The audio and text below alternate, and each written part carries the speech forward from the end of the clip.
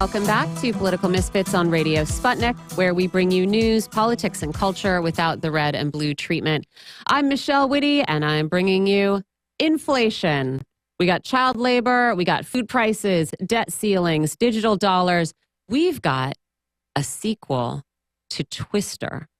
And I am also bringing you Steve Grumbine. He's the founder and CEO of the nonprofits Real Progressives and Real Progress in Action. He's the host of the podcast Macro and Cheese.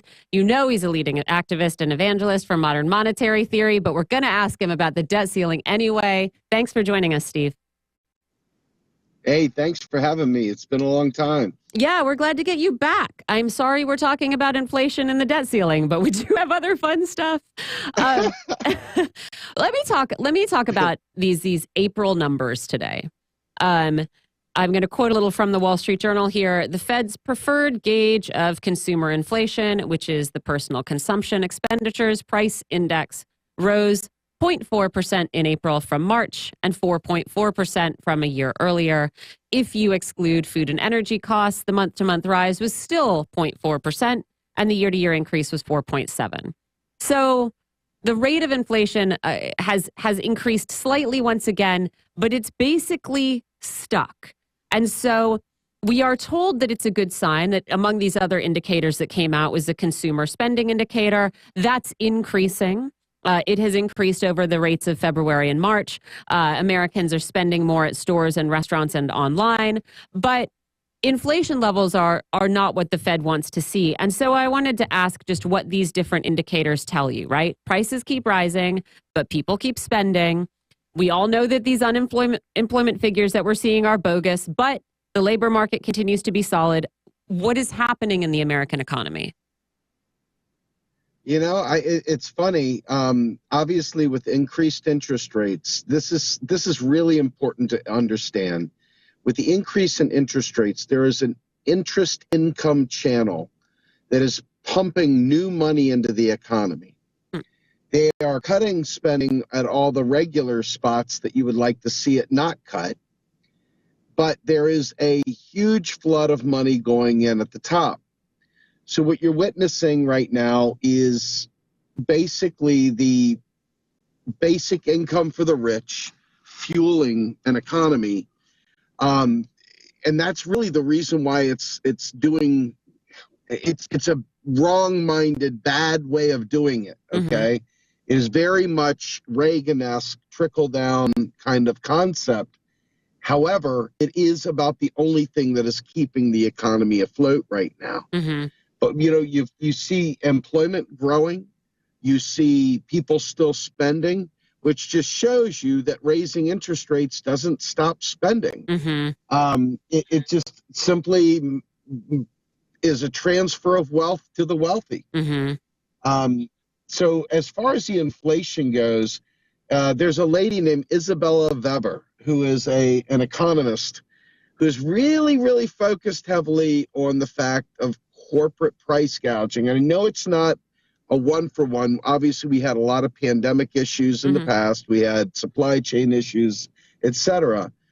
But that inflation number is still there because businesses have been given the signal that, hey, they did all this stuff. They printed money, so why don't we go ahead and keep raising prices? Yeah. And I think that that's going to probably continue.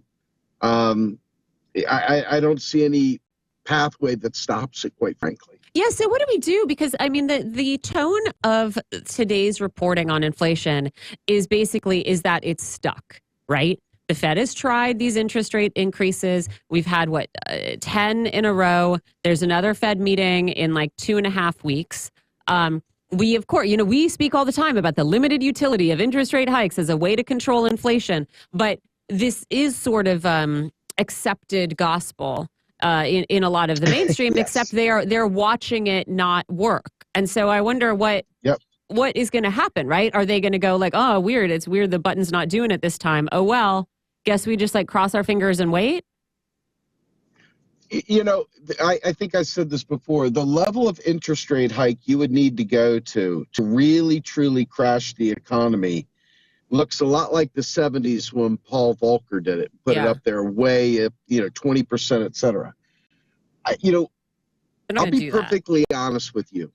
I think what you're looking at here is there are solutions outside of the normal bag of tricks that they're not even looking at, that they're not willing to look at, because the only side of the accounting ledger they're willing to discipline is consumers and workers.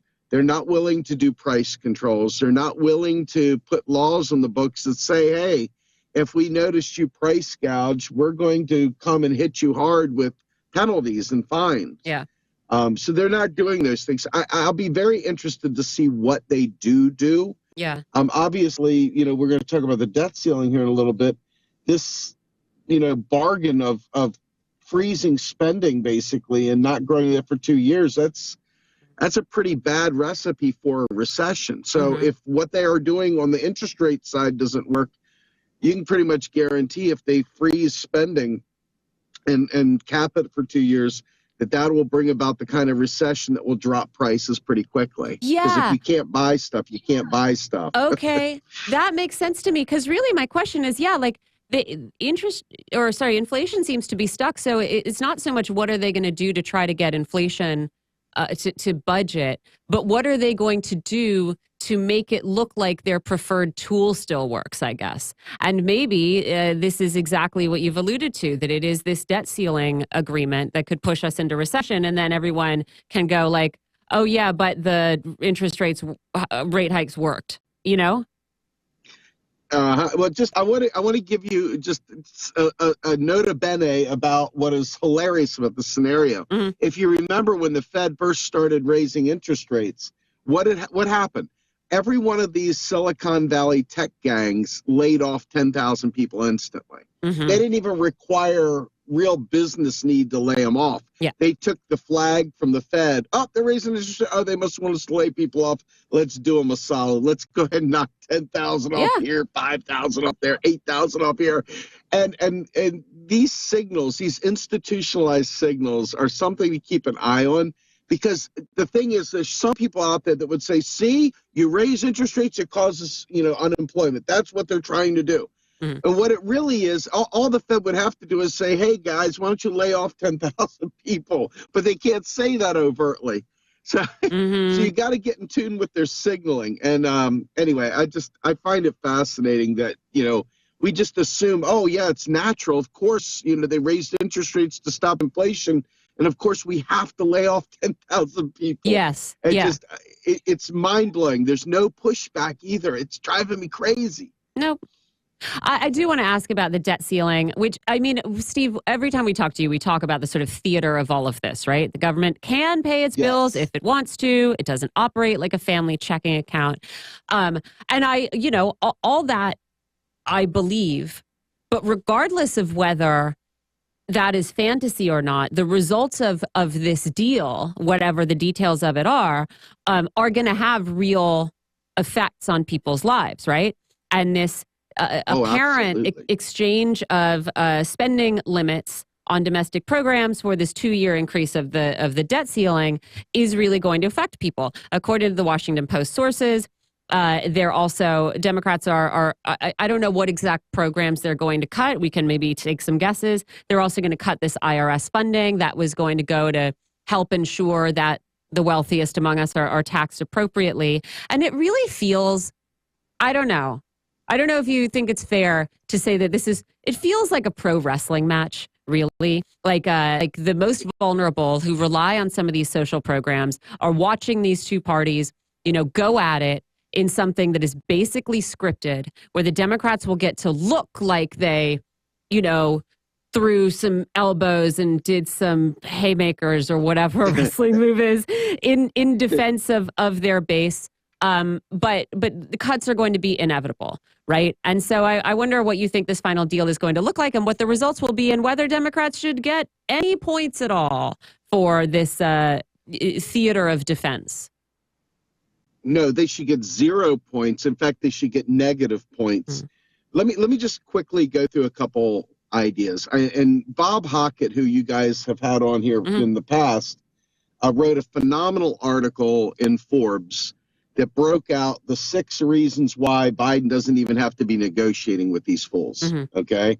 Now, the problem is Biden always chooses the bipartisan approach because Biden's always looking for an excuse to be a Republican. Okay, but in this particular case, not only was the act in 1917, the War Bond Act that was supposed to enable the president to make payments during wartime easier, not only was that law really unconstitutional to begin with, based on the 14th Amendment, but there are several other laws through the course of time that superseded that law of 1917 to render it irrelevant. So if you just look at the 14th Amendment, it's already like that. So if you had a meaningful Supreme Court that actually looked at the law and legislated it, the debt ceiling wouldn't exist. And each of these other processes throughout, I mean, the federal government doesn't have the right to pick and choose what bills it pays and doesn't pay. The 14th Amendment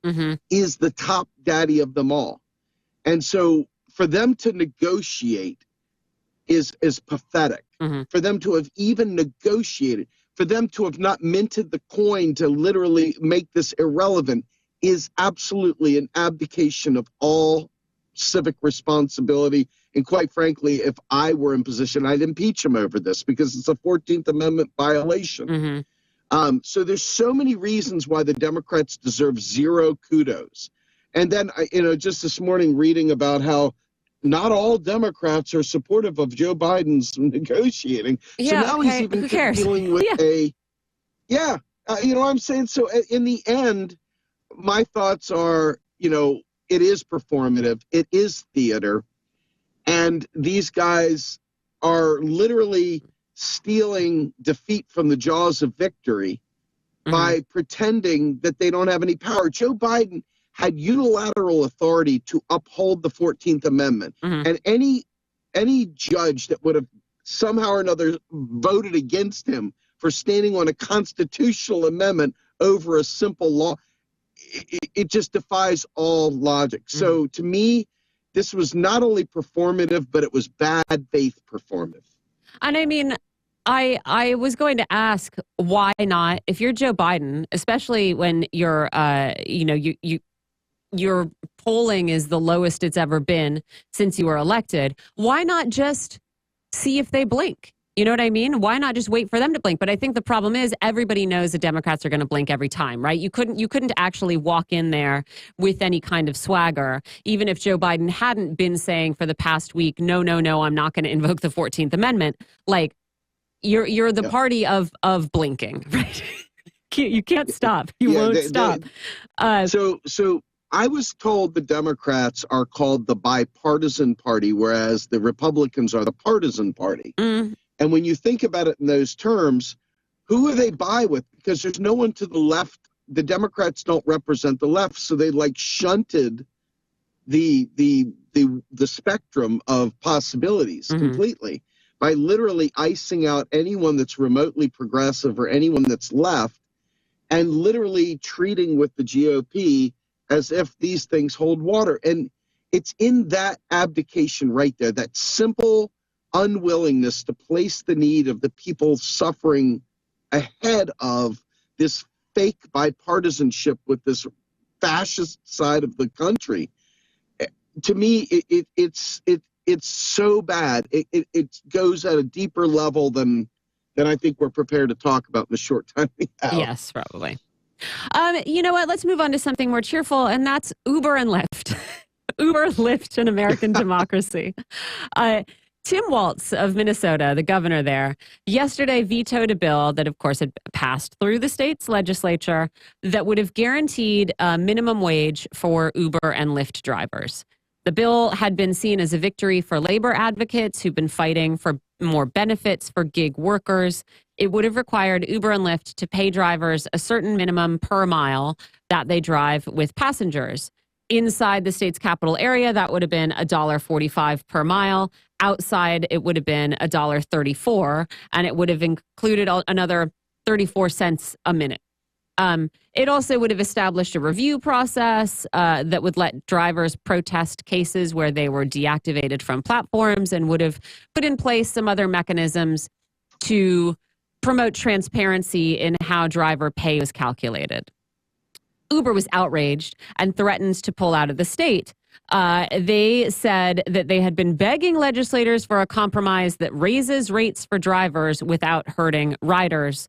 Part of that compromise was just a lower minimum rate and a promise that their drivers would remain classified as independent contractors. And I mean, when Waltz vetoed the bill, he explicitly referenced Uber's threat to pull out of the state, saying like, I want to protect these drivers, but I don't want to make things worse. You know, imagine a world without Uber, guys. I can't let that come to pass. But like, I want to ask how Uber got to this point where threatening to leave the state can override the will of the legislature, which, you know, however imperfectly, is supposed to represent the will of the electorate.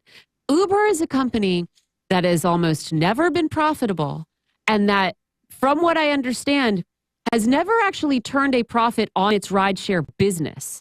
It profits because its investments in other companies make more money than it loses on its actual business. And so what has happened here that it has been able to sort of dominate the market while hemorrhaging money, and now is able to say, screw you, Minnesota voters, we get to control labor conditions in your state? You know, I think one of the toughest things for people to realize is that when you don't have a scaling wage that rises with the cost of living, you're left with a lot of gig work. You're left with the gigification of the entire economy. And Uber and Lyft are but two particular examples of that gigification, that gig economy. And the gig economy is typically not your primary mode of, you know, revenue. It's typically your side job. It's a side hustle. And the side hustles are needed because why? The primary wage isn't keeping up. So you've got to subsidize it with another opportunity. So this particular thing is a direct result of not maintaining a minimum wage or working conditions that allow for people to live off of one income, quite frankly.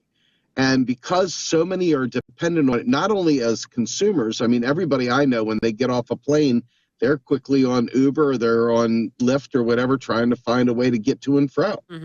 I have friends that literally don't own a car, that everywhere they go in Los Angeles is via Uber. Everywhere they go is Uber. So from a functional standpoint, our infrastructure has turned into an Uberized society. But from a revenue perspective, people are so dependent on this stuff. So if Uber were to walk away, it would fundamentally change how people get around in the city.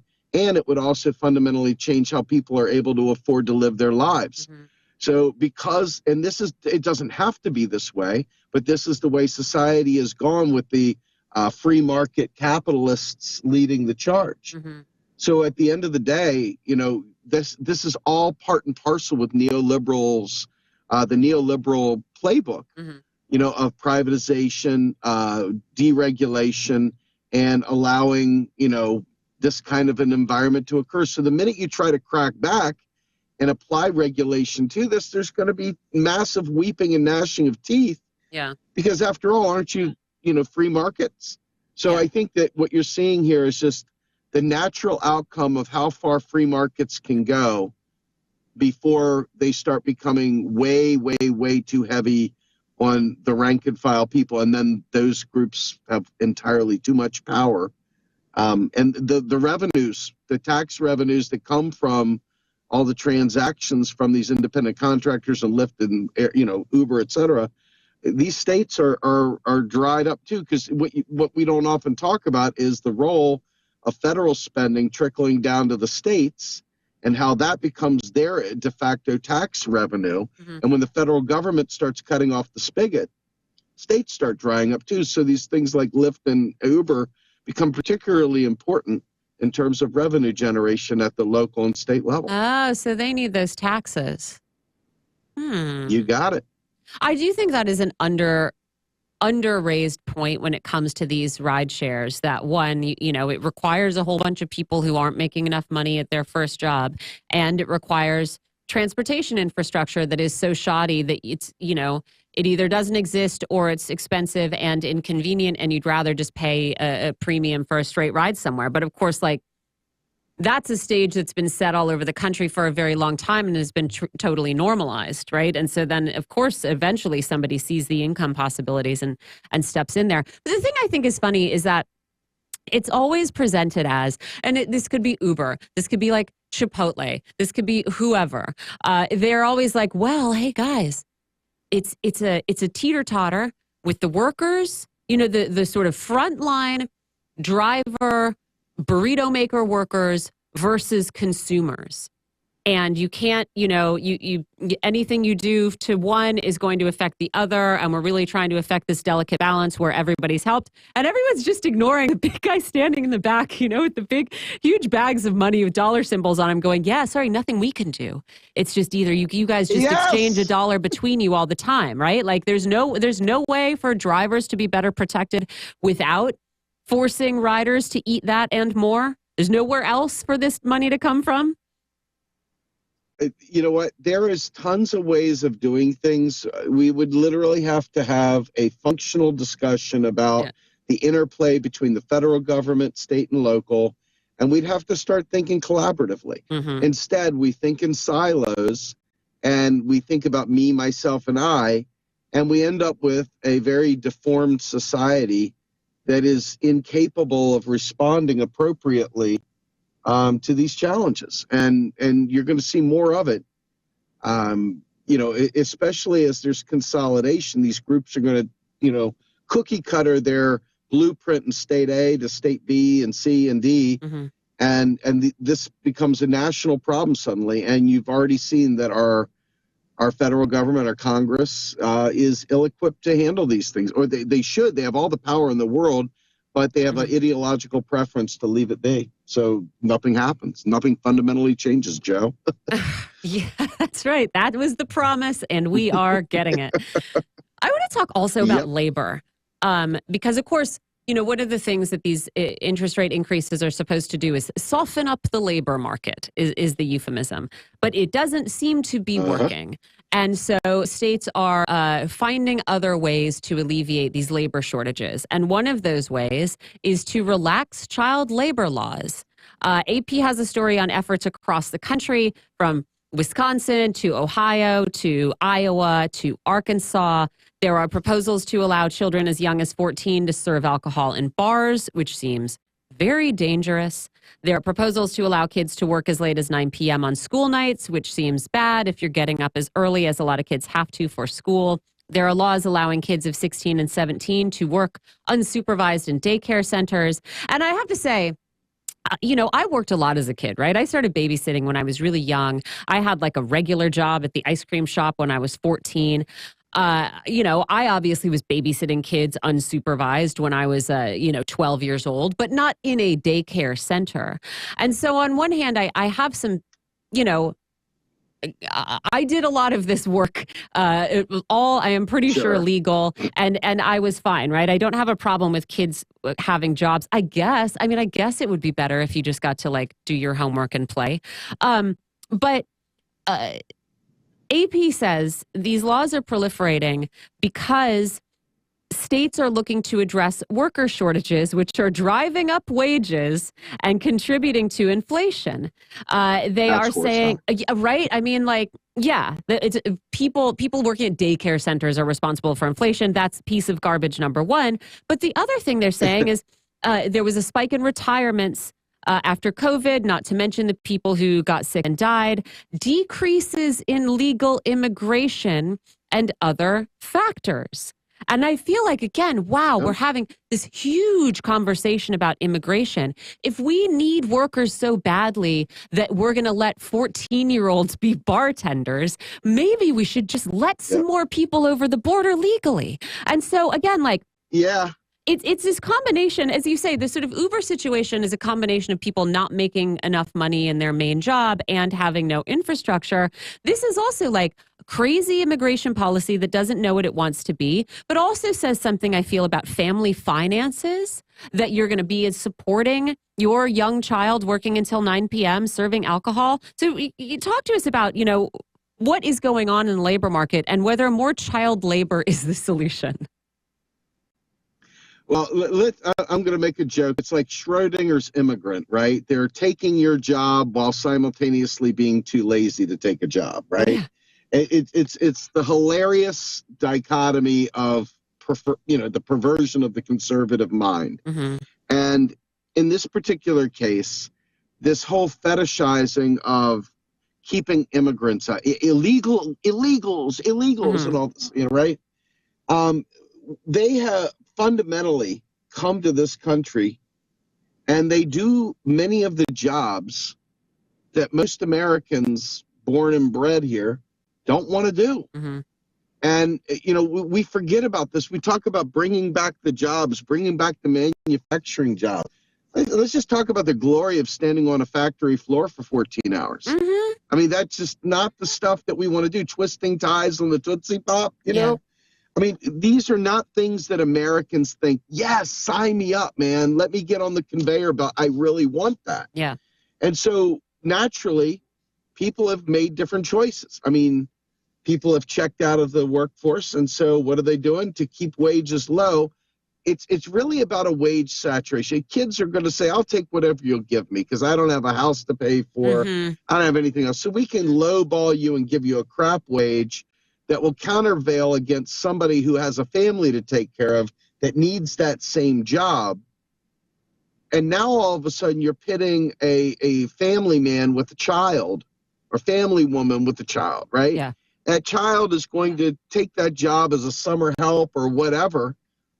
And simultaneously, the work that could have been afforded to a family man or a woman that would have, been able to do that job at a reasonable wage and maybe stayed up till midnight mm-hmm. or whatever, they're losing out. So I think that this is about driving down wages as much as is filling a shortfall mm-hmm. of labor. Mm-hmm. So I don't know. I mean, it's hard to tell because this is the same playbook at all steps in the process, right? It's all about taking away labor's power. And so whatever we can do to do that, we'll pit kids against, working adults. Why not? Yeah. What could go wrong? Yeah. Yeah. It's just so sad. And in the meantime, I mean, again, this is much too big a conversation to have even over the course of the entire show. But how far down can you drive wages and have people stay alive? As we've been talking about this, states have been in the process of disenrolling people from Medicaid because their incomes are too high. If you make $25,000 a year in Arizona, sorry, you got to pay those premiums by yourself. Yeah. When you're talking about people who